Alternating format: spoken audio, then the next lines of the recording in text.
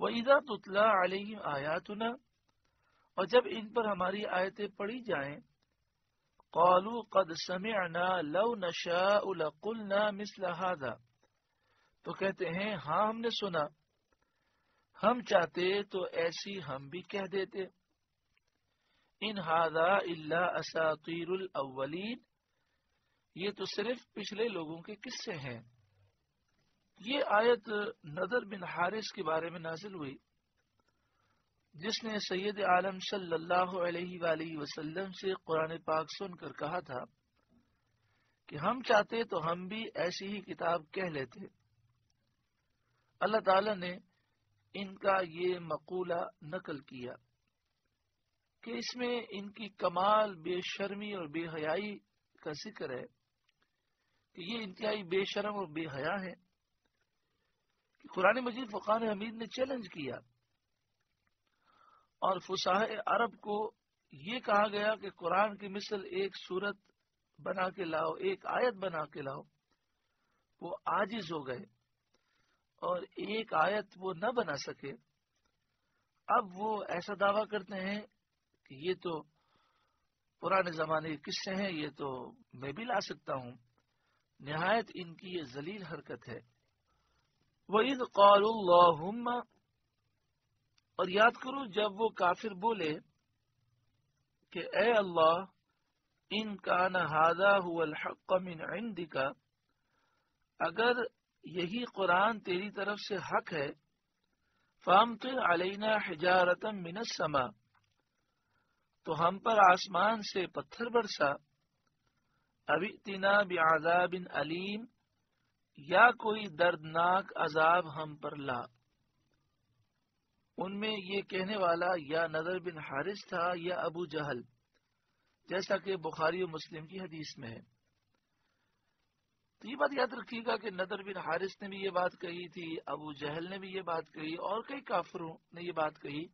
اور اس طرح کی باتیں کہنا کافروں کا طریقہ تھا کہ وہ کہتے تھے کہ اگر یہ قرآن حق ہے ہم تو نہیں مانتے، یہ نبی حق ہے ہم تو نہیں مانتے، تو ہم پر آسمان سے پتھر برسا یا ہمیں دردناک عذاب دے. خود اپنے منہ سے عذاب مانگتے مگر عذاب نازل نہیں ہوتا. کیوں؟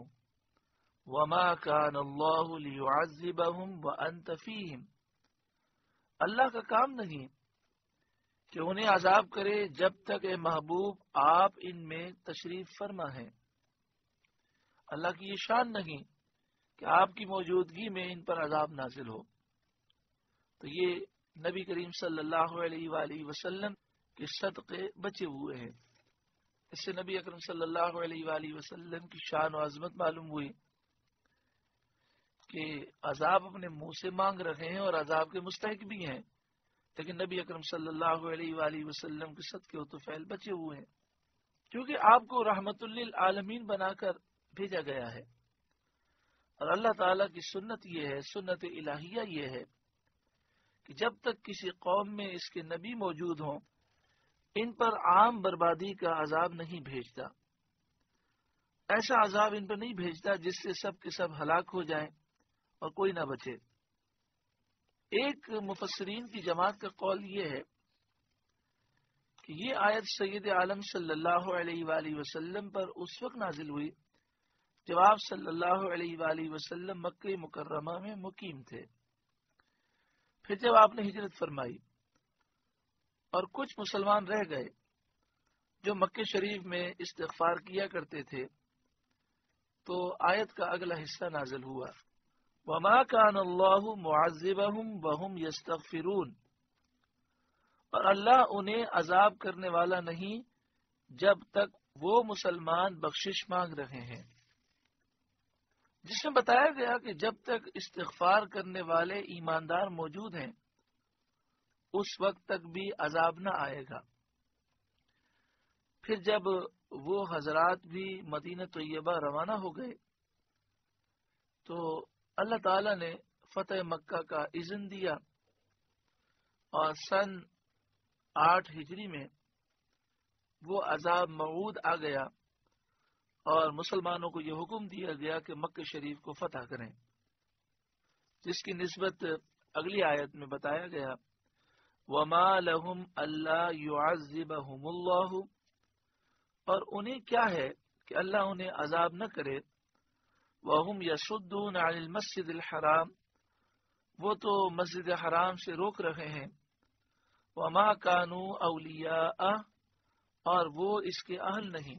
حضرت محمد بن اسحاق نے کہا کہ وما كان اللہ ليعذبهم بھی کافروں کا مقولہ ہے جو ان سے حکایتاً نقل کیا گیا۔ اللہ تعالیٰ نے ان کی جہالت کا ذکر فرمایا کہ اس قدر احمق ہیں، خود ہی یہ کہتے ہیں کہ یا رب اگر یہ تیری طرف سے حق ہے تو ہم پر عذاب نازل کر، اور خود ہی یہ کہتے ہیں یا محمد صلی اللہ علیہ وسلم جب تک آپ ہیں عذاب نازل نہ ہوگا، کیونکہ کوئی امت اپنے نبی کی موجودگی میں ہلاک نہیں کی جاتی۔ ان کے اقوال خود آپس میں کتنے ایک دوسرے سے ٹکراتے ہیں، کیسے یہ بے عقل لوگ ہیں۔ یعنی حضرت محمد بن اسحاق کا کہنا یہ ہے اور ان کی تحقیق یہ ہے کہ کافر دو جملے کہا کرتے تھے، ایک طرف وہ کہتے ہیں اللہ عذاب نازل کر، دوسری طرف کہتے ہیں کہ جب نبی کریم صلی اللہ علیہ وآلہ وسلم مکے میں موجود ہے تو ہم پر عذاب ہوگا ہی نہیں، اللہ عذاب ہمیں دے گا ہی نہیں۔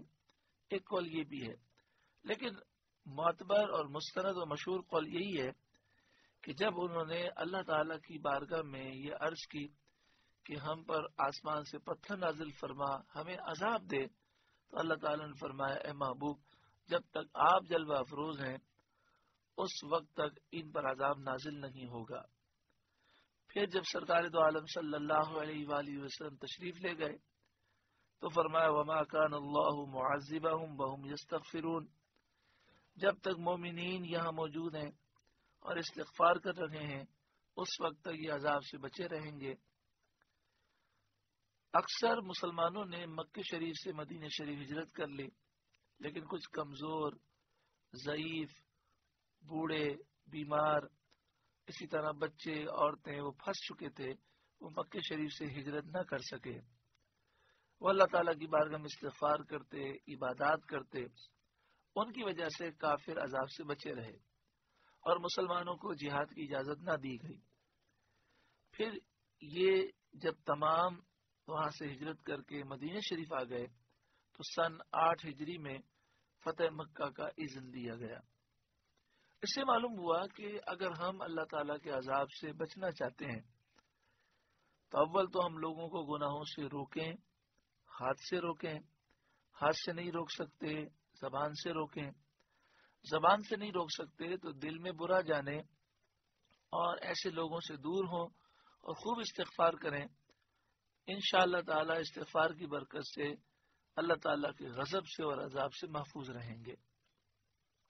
حضرت صدر الافاضل مولانا نعیم الدین مراد آبادی علیہ رحمہ آپ لکھتے ہیں اس آیت سے ثابت ہوا کہ استغفار، اللہ سے بار بار معافی مانگنا، استغفار پڑھنا عذاب سے امن میں رہنے کا ذریعہ ہے۔ حدیث شریف میں ہے کہ اللہ تعالیٰ نے میری امت کے لیے 2 امانیں اتاری، ایک میرا ان میں تشریف فرما ہونا، ایک ان کا استغفار کرنا۔ دوسرا یہاں پر یہ فرمایا گیا کہ یہ عذاب کے مستحق ہیں کیونکہ یہ مسجد حرام سے مسلمانوں کو روک رہے ہیں، جس طرح سن 6 ہجری میں ذی قعدہ کے مہینے میں سرکار دو عالم صلی اللہ علیہ وآلہ وسلم مدینہ شریف سے عمرے کی ادائیگی کے لیے 1400 صحابہ اکرام کو لے کر آئے تو کافروں نے حدیبیہ کے مقام پر روک دیا اور مسلمانوں کو اور پیارے آقا صلی اللہ علیہ وآلہ وسلم کو عمرہ ادا نہ کرنے دیا۔